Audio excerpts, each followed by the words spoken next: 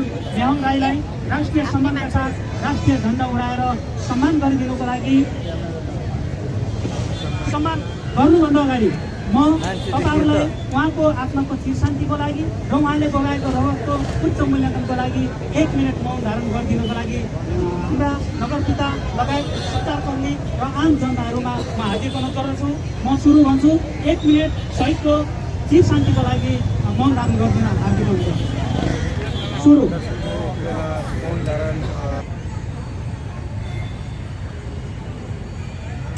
धन्यवाद। अब म राष्ट्रिय सम्मानका लागि यो राष्ट्रिय झण्डा उडाएर शहीदलाई उच्च सम्मान गरिदिनको लागि नगरपिता हाम्रो आदरणीय अभिभावक हर्क सम्मानजीलाई म हार्दिक अनुरोध।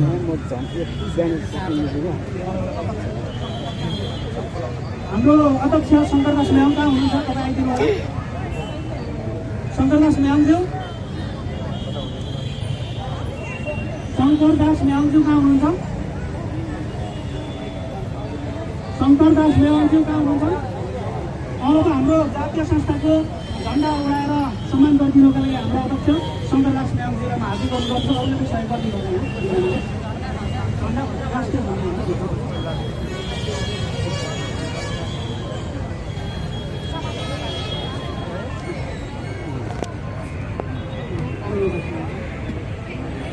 अब हामीसँग एउटै मात्रै मन्तव्य रहेको छ। यो मन्तव्य पश्चात हाम्रो शोभायात्रा सुरु हुनेछ। यो शहीदले बगाएको रगतलाई उच्च सम्मान गरिदिनुको लागि आफ्नो शोक मन्तव्य राखिदिनुको लागि नगरपिताजीलाई म हार्दिक अनुरोध गर्छु।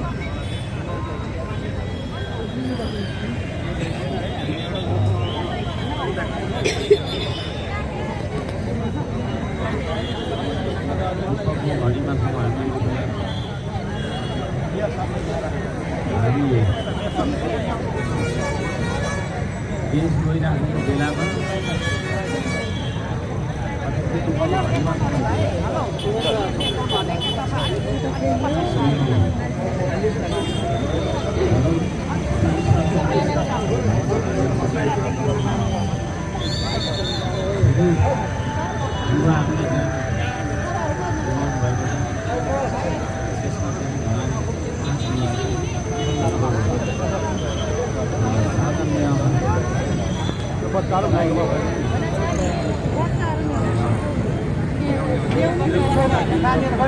आन्दोलनमा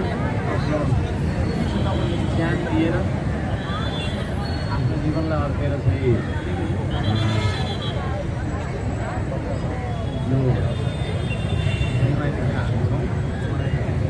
उहाँको आत्माले शान्ति पाओस् र शहीदहरूको सपना साकार हुनुपर्छ।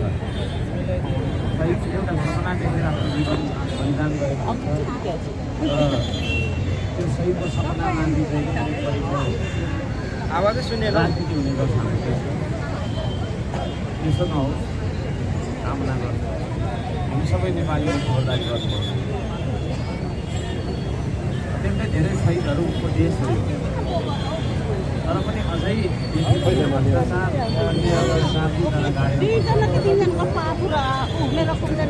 हुँदाखेरि शहीदहरूको सपना साकार बनाउनुपर्छ। त्यो म भन्न चाहन्छु र उहाँको परिवार शोकमा डुब्नु भएको छ। हामी पनि त्यतिकै तपाईँको शोकमा डुबेका छौँ। त्यतिखेर हामी देशै गइरहेको बेला त्यतिखेर हामीले संयम अप्नाउनु पर्ने, धैर्यता अप्नाउनु पर्ने कुरा पनि छ। म यहाँको सम्पूर्णलाई त्यो पनि कामना गर्न चाहन्छु। धेरै कुरा भन्न चाहन्न।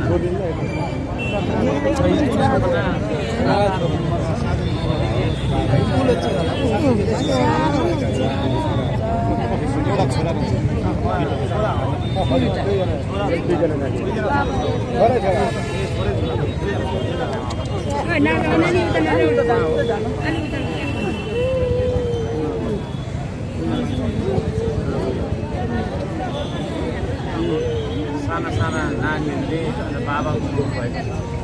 नेपाल आमाले धेरै अलिक हामी सबैले एउटा असल अलिक फराकिलो पो भइएन कि अनि अन्त धेरै बेसी चेतियो हार्दिक श्रद्धाञ्जली व्यक्त गरेका छन् उनका आत्माको शान्तिका लागि अलिकति चाहिँ सर्यो भने त हुन्छ नि सबैले देख्छ नि आगामी दिनहरूमा यस्तो नहोस् भन्न अलिअलि फराकिलो हुन्छ हो बेसी धन्यवाद छ हाम्रा आदरणीय अभिभावकज्यूलाई। अब म यहाँनिर सर्वसाधारण सबैजनाले आफूले ल्याउनु भएको श्रद्धाञ्जली पुष्पगुच्छ राखिदिनको लागि म अनुरोध गर्दछु। यहाँ हाम्रा शहीद साजन मेवाङका 2 जना बच्चा नानीहरू पनि नानापालाहरू पनि यहाँ उपस्थित हुनुहुन्छ। रेक्जिन मेवाङ र जिमी मेवाङ हुनुहुन्छ। एकजना 12 वर्षको अर्को 11 वर्षको उहाँहरू आमाविहीन र बुवाविहीन हुनुहुन्छ र अभिभावकविहीन भइसक्नु भएको छ।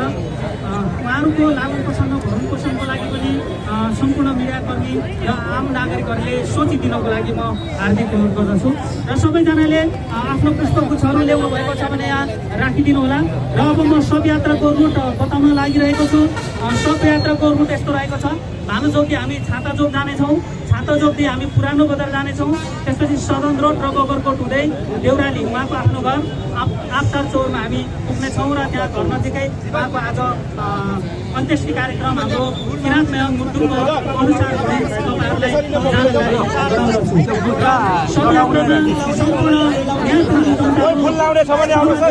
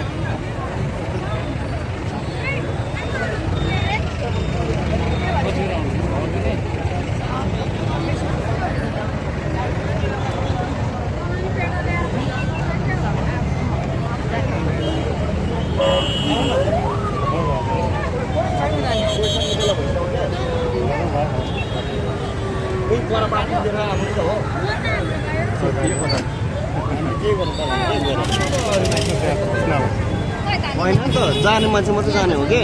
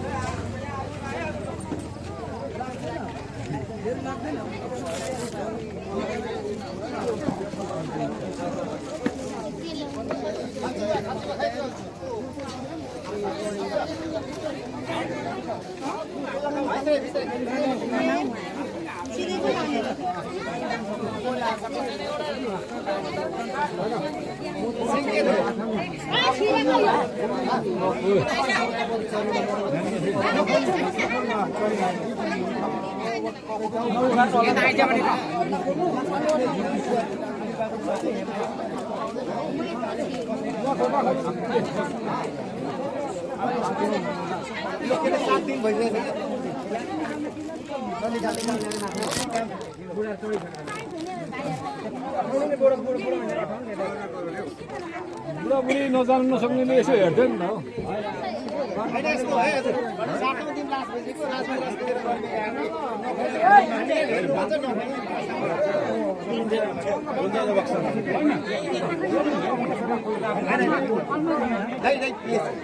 तपाईँलाई भन्दा हामीलाई हेर्न धेरै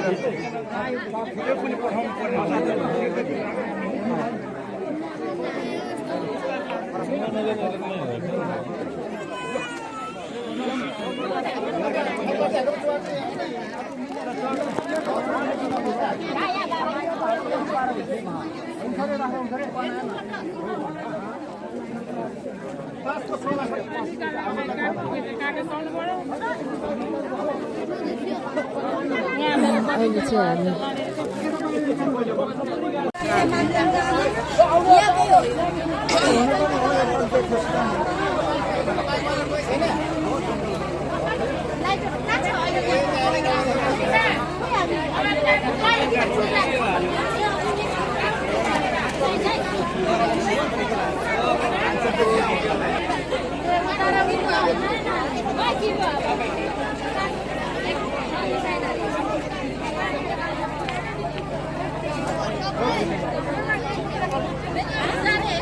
जाने त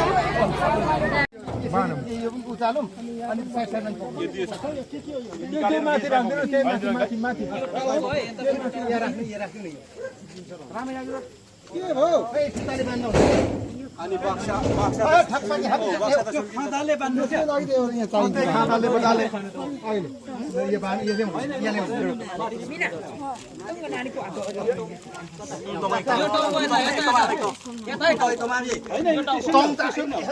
टङ त अहिले जता घुमाउँदा हुन्छ लाउने बेला कुन हो खुट्टा बोक्ने बेला घुमाउँदा भइहाल्छ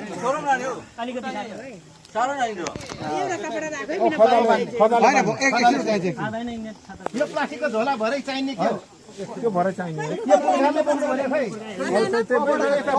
तपाईँ बोक्नु त यो पनि यो खै ज्वाइँले बोक्ने त्यो लुगा सरी राखेको नराखे एउटा लुगा कहाँ छ त उतै छ होला अहिले घरि बक्स अर्को रहेछ डबलको रहेछ काठमाडौँमा चाहिँ यहाँ छैन भरे के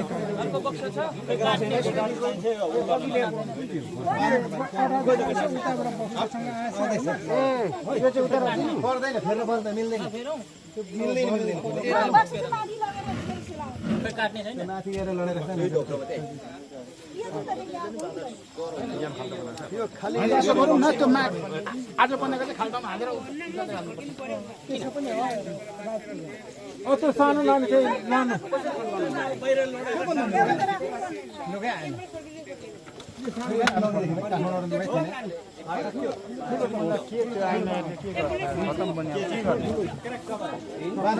यहाँको बडा च्यातेर लाँदा के गर्नु